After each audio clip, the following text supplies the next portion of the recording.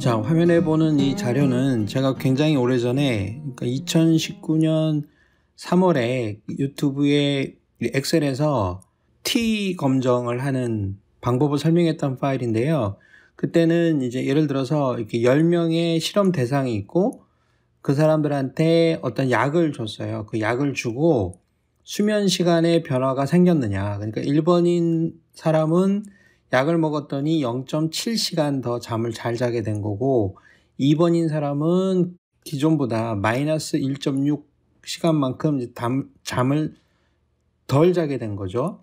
그러니까 이런 경우에 이 수면 시간하고 이 약이 주는 효과하고 관계가 있겠느냐를 보기 위해서 이제 T 검정을 한 거예요. T 검정인 경우에는, 엑셀인 경우에는 이렇게 별량이 하나인 경우, 그러니까 원웨이인 경우에는 하는 방법이 없어서 그거를 하는 방법을 이제 설명하면서 이렇게 여러 가지 이제 공식과 함께 설명을 한 적이 있습니다. 그래서 여기서 중요한 거는 뭐 평균이 0.75가 나왔는데, 이거를 이렇게 쭉 평균 내면 0.75가 나왔는데, 이게 규모 가설이 0이라고 하는, 그러니까 변화가 없다라고 하는 규모 가설을 채택할 수 있느냐 없느냐, 이제 그거를 보는 거였죠. 그거를 볼 때 이게 단측 검정이냐 아니면 양측 검정에 따라 다를 수 있겠지만, 여기서는 0.05를 기준으로 하면은 마찬가지긴 해요.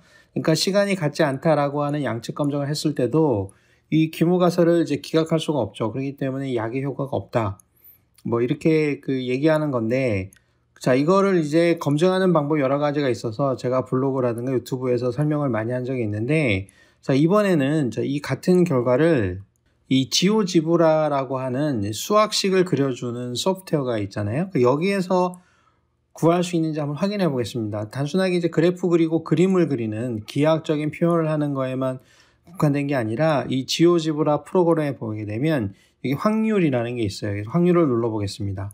그러면은 이렇게 그림을 그릴 수가 있거든요. 그러면 이제 뭐 우리 정규분포가 아니고 우리가 하려는 거는 뭐 T분포 뭐 이런 것도 사실은 그릴 수 있는데, 여기에서는 이 분포 옆에 보면 통계라고 하는 메뉴가 있습니다.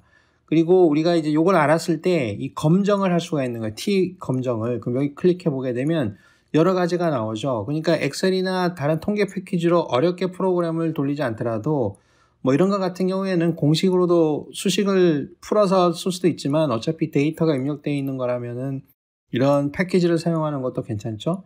평균의 T 검정을 하는 거죠. 평균이, 자, 규모 가설이 뭐냐 그러면 모집단의 평균이 0, 변화가 없다.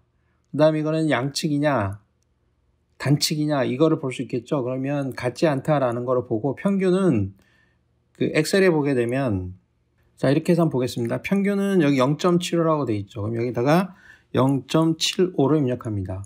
그 다음에 S는 이제 표본의 시그마니까 이거겠죠. 복사하면 숫자가 길어지니까 0.789 요 정도 해보죠. 그 다음에 N은 표본의 크기니까 관측수가 되겠죠. 여기 10을 집어넣습니다. 그러면은 자동적으로 이쪽에 결과라는 게 나옵니다. 그러면은 여기는 내가 직접 입력을 한 부분이고 나머지가 계산이 되겠죠. 여기 SE라고 하는 표준 오차는 0.568, 0.566이네요.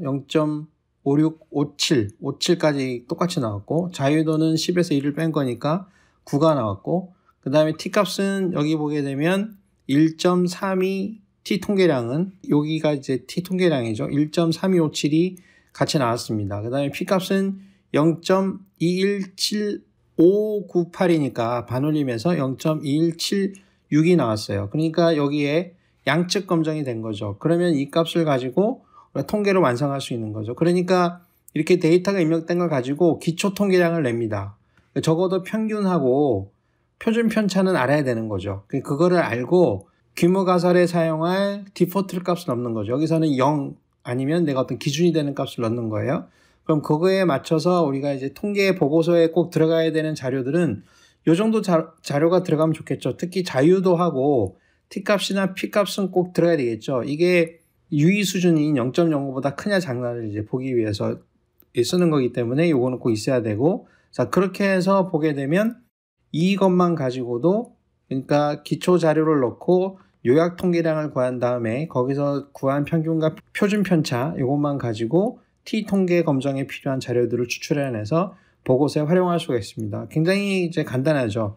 이것만 보게 되면 엑셀에서 하는 것보다는 굉장히 간단합니다. 이 표를 볼 줄만 알면. 그리고 여기는 신뢰 구간인데 평균을 중심으로 0.05부터 2.02까지 뭐 수면 시간의 변화를 확인할 수 있는 거죠. 하한가부터 상한가까지. 이걸 구하는 공식은 이쪽에 있고요.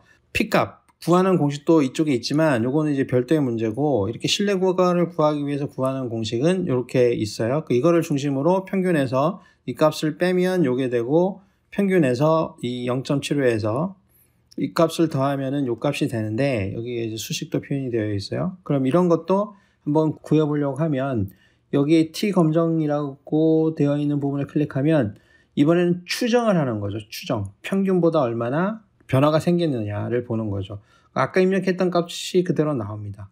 그러면 이쪽에 보게 되면 처음부터 이 값을 이렇게 넣을 수도 있겠죠. 추정만 필요하면. 근데 뭐 다 해도 되니까. 그러면은 자유도가 나오고, 아래쪽 한계가 0.52978, 위쪽 한계가 20298, 20298 이렇게 나오죠. 똑같이 나옵니다. 그 다음에 여기에 있는 기준값이 0.75 플러스 마이너스 1.2798 이렇게 정확하게 나오죠. 그러니까 공식이 똑같기 때문에 뭐 같은 값이 나올 수밖에 없습니다. 그래서 요거 가지고도 검정과 추정을 동시에 할 수 있고, 다른 데도 비슷해요. 그렇기 때문에 여기에서 이제 구하는 방법을 한번 확인해 봤습니다. 그래서 실무에서 이 급하게 필요할 때는, 물론 이제 엑셀을 잘 다루면 이제 엑셀에서 그렇게 해서 하는 것도 이제 편리하겠지만, 혹시 또 지오지브라를 또 전문적으로 쓰는 사람들은 요거를 이용해서 답을 구하면 조금 더 재밌고 편리하게 답을 구할 수 있을 것 같습니다.